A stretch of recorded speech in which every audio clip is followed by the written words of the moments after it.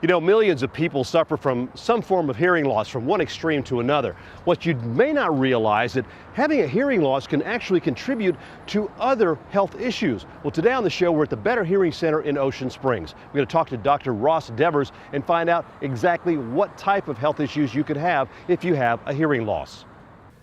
Dr. Ross Devers is the audiologist here at the Better Hearing Center in Ocean Springs. How are you? It's good to see you. It's good to see you. Well, let's talk a little bit about, I mentioned this, millions of people suffer from hearing problems. And they think, okay, I got a hearing problem, I can go to an audiologist, get fitted for a hearing aid, I'm fine. But actually, I did not know, and you were telling us before, that having a hearing loss can actually contribute to other health issues. Absolutely. And you need to go to have your hearing checked if you have any problems, because it could be something like a virus, or it could be a sign of another illness. We have diagnosed tumors with hearing tests before, so it's very critical if you have a hearing loss that you get your hearing tested. But don't live with hearing loss, because it affects your social life. It can cause depression. It can cause cognitive decline. So if you want to keep active and you want to keep your mental status, your cognitive function, you need to be hearing and interacting with those people around you. Definitely, because you talk about your social life, and which can go over into your with your significant other. Absolutely. With the communications with them, because the excuse that I used to have that you're sitting on my bad side, can't hear didn't hear what you said. That doesn't fly anymore, since I had mine checked and got it taken care of. But it is true. You can, I guess, lose in one ear, not maybe both of them. Is hearing loss hereditary? It can be. It certainly can be. And it's not a disease of old age. A lot of young people are experiencing hearing loss. Every time one of those cars goes by that has the booming sound system, I just want to run up and hand them a card saying, you're going to need this. In a couple of years, yeah. That's bad. We definitely have seen some young people who have hearing loss due to noise exposure. It's very common. There are times when children can actually be born with hearing problems. Yes.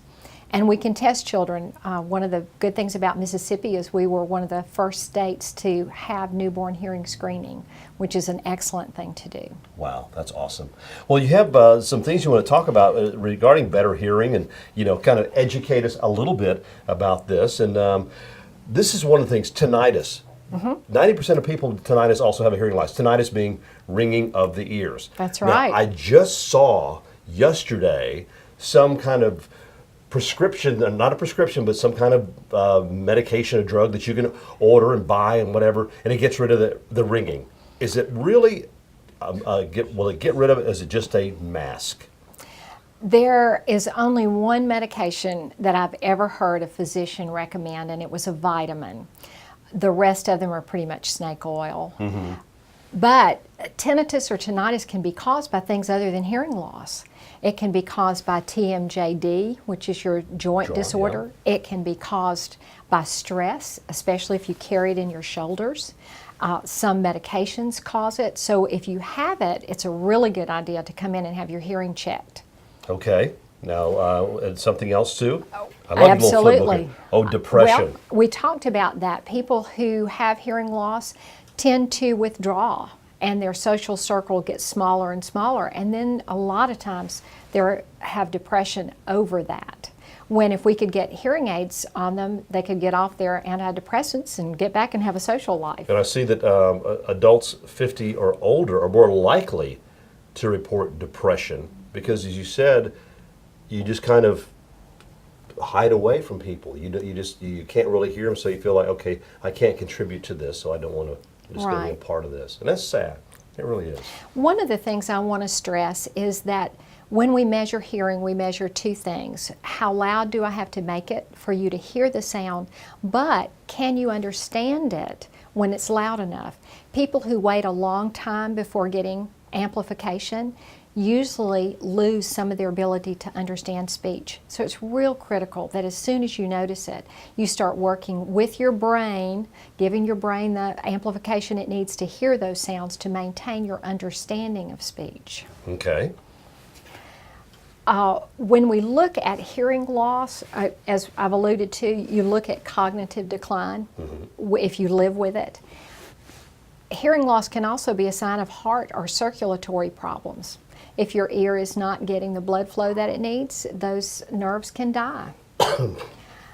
Speaking of which, smoking, we all know, diminishes your circulation and your blood flow, and that can be a contributor to hearing loss. So another reason to quit smoking. High blood pressure, hypertension.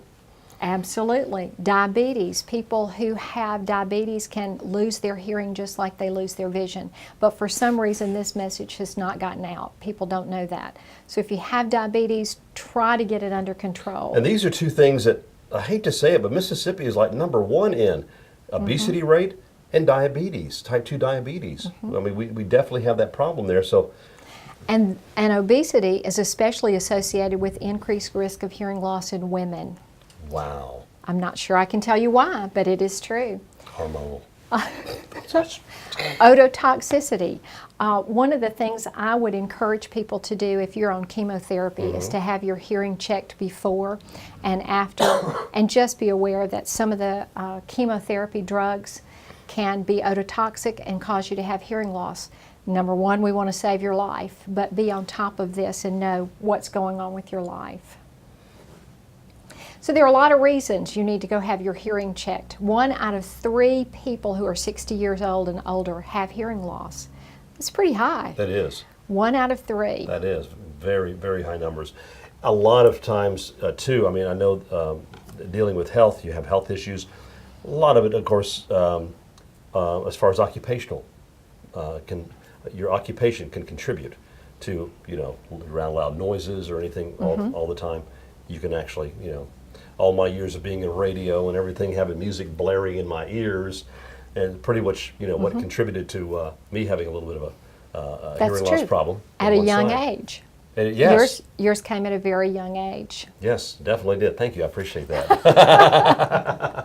But it's more than just getting an amplification device and sticking it in your ear. People get discouraged, but you need to work with someone who knows how to fit them, who's going to work with you. Because once your nerve is damaged, you can't always predict how it's going to respond. You may want just a little bit of amplification, and someone else may want a whole lot more. And of course, there's, like with me, there's different levels and different tones. You might be on low end, high end, or whatever. Like I lost the high ends on this side, so it was why I had to definitely get it corrected here.